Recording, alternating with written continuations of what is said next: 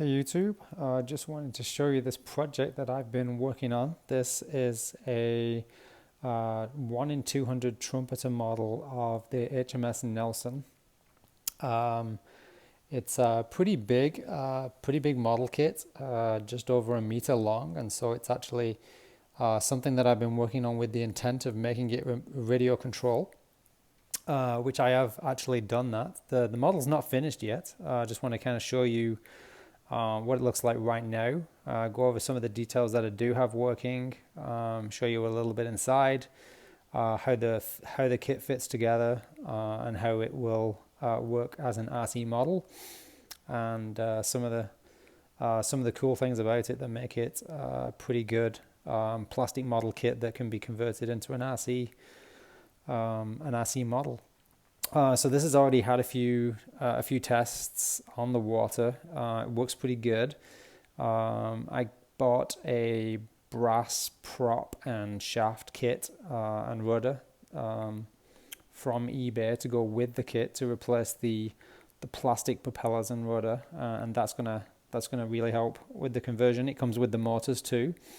Bought a really cheap RC set, 4-channel RC set that I've already got hooked up in here, and I've also got a little smoke machine from an Chinese RC tank that I've had working, and I can show you where that goes and how that's going to work.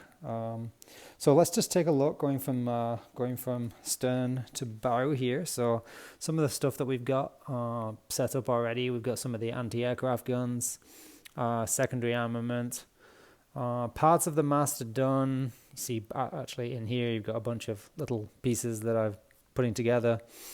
The single smokestack is taken care of. There's parts of this is where actually all the lifeboats and all that kind of stuff would go. The guns are kind of put together, need a little bit of work. They kind of droop down a little bit. I've got to work on that. But my intention is to hook these all up, all three to one servo, and get them to actually all rotate together. And maybe actually trying to get them to go up and down as well. But if I can't do that, or I can't be bothered to do that, I'm going to at least get them so that they clear this, because this is a bit of a problem. If they rotate, they'll sink down and crash. There's lots more details that need to be done on here. Lots more little pieces that need to go onto the deck. But yeah, it's looking pretty good so far. One of the things I wanted to do is show you inside. This is actually the actual part where the deck comes away, so that this can be turned into an RC model. I've actually installed some magnets, and so with just a couple of magnets at the front, I've actually got the deck to secure pretty well. Got a couple of magnets at the back as well. I could put a few more in, but the deck's holding down pretty good. And as I said, I tested it on the water, and there's no serious problems of water getting inside by coming in through here. But I would like to fix this bit here. But just to show you what it looks like on the inside, I'm gonna pry the deck off. As I said, it's held down with magnets. One other thing I'll show you is that this superstructure piece is going to come off as one piece. Well, I'm trying to do this with one hand, and you see that it's actually quite easy to take away with one piece, and it just fits on there. There's not really any need to glue it down or even hold it down with magnets or anything like that. These little guns, I actually do have little magnets inside here, so I'm going to hold those down. Yeah, I got a little bit of a fascination with magnets and using them to hold things together on RC boats. It's just something that I started working on this year, trying to hold things together with magnets rather than so that I can easily take the pieces apart. So let's just pull the deck off now that you've seen how easy that is. That whole piece just comes off as one.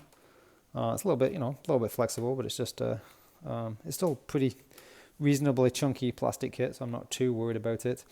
Parts that I've got inside, bought the motors, shafts, the couplings, and the brass propellers. Everything you need to kind of make it an RC kit, short of an RC set of servos and things like that. But this set of propellers and all this running gear, I think, was $150. You can see I've actually been out on the water because I didn't treat the wood, and this wood has got wet and kind of moldy. You'll notice that I have the motors in here, and then if we follow this back, obviously we got this pretty hefty battery here, a second set of batteries here, and then this stuff which is just kind of sitting around. There's my 4C 4-channel receiver, my motor controller, which is hooked up to both motors. So I've only got one controller hooking up to both. I guess you could get a little bit more maneuverability out of it by hooking them up to separate motors, but you know, hey, this is a battleship. It's not supposed to be particularly maneuverable. You can see that this works pretty well. No problems getting it out of the water. This is obviously a pretty hefty battery that you wouldn't normally see in an RC boat, but you are obviously trying to get this thing to go down to the water line. So you want the water to be kind of on this black line here, and this battery it does two things. It allows you to get down to the water line by putting some weight into the water, and it'll also allow you to run for hours. So for those of you that know me, I work in radiation therapy, and this is a battery that came out of a Varian brachytherapy HDR afterloader. So every 5 years or so, these batteries need to be taken out. There'd be two of them in there, and they're used as the emergency battery backup system for safe operation of the radiation therapy equipment. And batteries don't last forever, so they take these out and they replace them every few years. So these were actually being trashed, and they still work pretty good. This is gonna probably last me a good amount of time.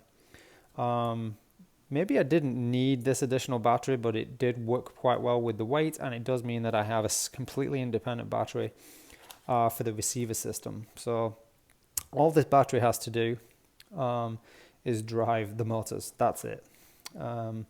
And I tend to not really go around at full pace because it kind of looks out of place for a battleship. I did tell you that I worked on a smoke gear. So the smoke gear is actually over here. This is a smoke generator. Oops, it's upside down. This is a smoke generator that I got hooked up. One more battery, because this one runs off 7.4 volts and everything else back there is 6.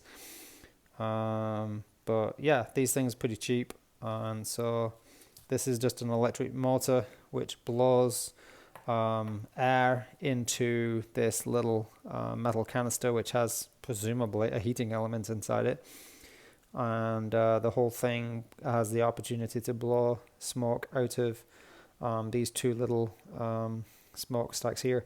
So the idea is that one of these will be sealed off and the other one will come out through the top of the smokestack. So I've actually cut a hole in the smokestack. You might be able to see all the way down there. Painted it black on the inside. And I have actually had this working. I have had smoke coming out of there. But it's one thing I don't like about it right now is it's a little bit noisy. And I might need some better stuff for the smoke generation. The liquid I'm using is from a fog machine, the kind of thing you would buy for Halloween or like a dance floor or something, and it's not particularly working very well. But I do have a gallon of it, and this thing is using like thimbles full, so it's not too bad. All right, well, that's about it. Thanks a lot for watching. Hope you enjoy it. See you again soon.